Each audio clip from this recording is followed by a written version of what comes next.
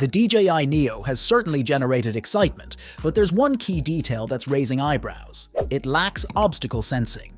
Now, for those unfamiliar, obstacle sensing is a feature many modern drones have, allowing them to detect and avoid objects in their flight path, reducing the chance of crashes. The big question here is, does the absence of obstacle sensing on the DJI Neo make it a deal breaker, or is it just an acceptable compromise for the price? First, check out the link in the description for more details.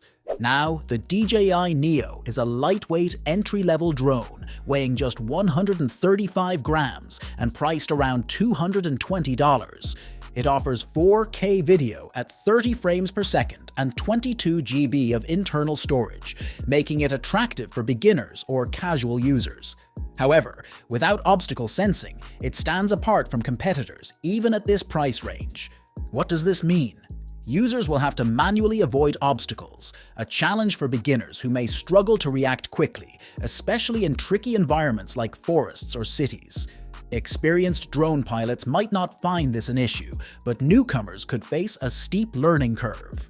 On the upside, DJI includes software features like focus track and quick shots, which add some level of automated control, helping to stabilize the drone and capture creative shots despite the lack of obstacle sensors.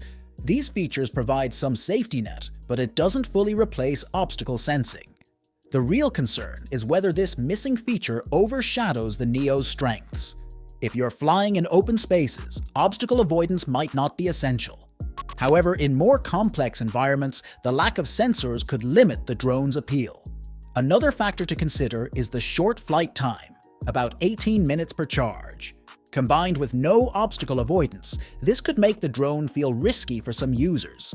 Still, DJI's solid design and user-friendly app could make the Neo a good option for entry-level flyers. Ultimately, it comes down to this. Are you willing to trade obstacle sensing for a more affordable price and lightweight design? If you're a beginner looking for an easy way to explore aerial photography, the Neo could work. But if safety and complex flying environments are your priorities, you might want to consider other options.